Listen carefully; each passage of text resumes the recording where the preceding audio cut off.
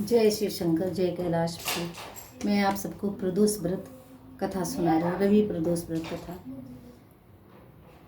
यदि रविवार के दिन प्रदोष हो तो शिव जी के साथ साथ सूर्य देव की पूजा करें। दिन भर निराहार रहकर सूर्य देव की पूजा करें। सूर्य का पूजन सूर्य डूबने के पहले ही कर लें। प्रदोष व्रत में नमक, तेल आदि नहीं खाना चाहिए। दिन भर निराहार व्रत रहकर शाम को पूजन करके गेहूं का आटा, दूध, मलाई, मिठाई, गुड़, फल आदि खाना चाहिए। 1 वर्ष तक नियमित प्रदोष व्रत करने से मनुष्य के रोग, शोक तथा शत्रुओं का नाश होता है और व्रती धन, धान्य, कीर्ति आदि प्राप्त करता है।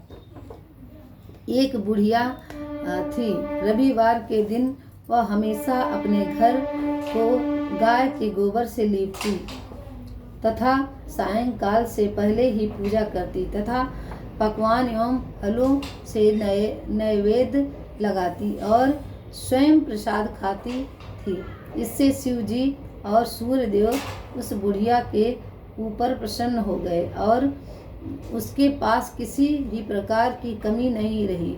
उसकी प्रसन्नता को देख कर पड़ोसिन को उसके ऊपर बड़ी ही ईर्ष्या हुई। उसने अपने मन में सोचा कि यह बुढ़िया मेरी गाय के गोबर से अपना घर लीपती है, इसी कारण इसको धन धान्य की प्राप्ति हुई है। अतः उसने अपनी गाय को घर के भीतर बांधना प्रारंभ कर दिया।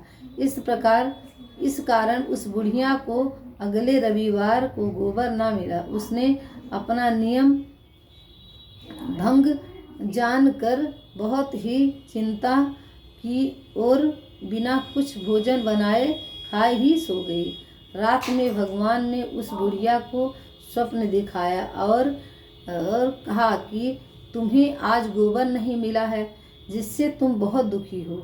अतः तुम को एक ऐसी गाय देता हूँ जिससे तुम्हारे सभी कष्ट दूर होंगे, मनोकामनाएं पूर्ण होंगी। सुबह उस बुढ़िया ने देखा कि आंगन में अपने बछड़े के साथ एक सुंदर गाय खड़ी है।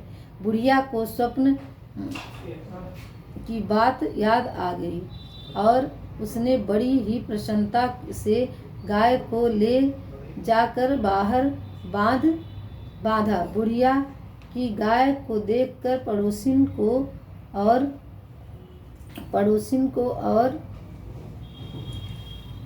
अधिक ईर्ष्या हुई। वह गाय सोने का गोबर करती थी, यह देखकर पड़ोसिन और अधिक आश्चर्य करने लगी। उसने उस गोबर को उठाकर उसकी जगह अपनी गाय का गोबर रख दिया।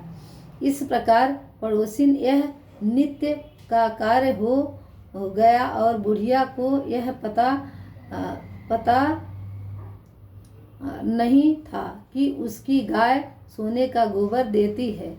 तब भगवान ने सोचा कि इस प्रकार बुढ़िया को कुछ भी लाभ न होगा। अतः एक दिन उन्होंने जोर से आंधी चलाई एवं जल वृष्टि की, जिससे उस बुढ़िया ने गाय को घर के भीतर बांधा और दूसरे दिन प्रातः से घर के अंदर ही बांधना शुरू कर दिया। तब तो पड़ोसिन ने अपना लाभ न देखकर राजा से शिकायत की कि उस बुढ़िया के पास एक गाय है जो सोने का गोबर करती है, अतः आप उसे ले लें और प्रजा का पालन करें। राजा को यह बात जच गई और उसने उस बुढ़िया की रक्षी भैया गत्ता लेने आए थे, दे दिए। गाय मंगवा ली, किंतु भगवान की कृपा से उस दिन गाय ने सोने का गोबर न करके साधारण गोबर किया। जब राजा ने उस बुढ़िया को बुलाकर पूछा, क्या तुम्हारी गाय वास्तव में सोने का गोबर देती है? तब बुढ़िया ने कहा कि महाराज, मैं प्रत्येक रविवार को घर लीपती हूँ, भगवान की पूजा करती हूँ, उसी के प्रभाव से यह गाय मुझे प्राप्त हुई है और सोने का गोबर करती है। पड़ोसिन के कहने से आपने मेरी गाय छीन ली है। यदि आपके यहाँ सोने का गोबर नहीं करती तो इससे मेरा क्या दोष है। बुढ़िया की बात सुनकर राजा ने उसकी गाय वापस कर दी। तब उसने क्षमा याचना की। राजा ने पड़ोसिन को दंड दिया तथा संपूर्ण राज्य में घोषणा करा दी कि सभी लोग रविवार का व्रत करें। राजा ने स्वयं व्रत करना आरंभ किया, जिससे राजा का प्रजा प्रसन्न हो गए। राज्य की निरंतर प्रगति होने लगी तथा धन धान आदि किसी प्रकार की कमी न रही। इस प्रकार रविवार प्रदोष व्रत कथा यही संपन्न हुई। जय भगवान भोले शंकर की, जय कैलाशपति। इसके बाद शिव जी की आरती आप लोग करिएगा। जय भगवान की, जय शिव शंकर।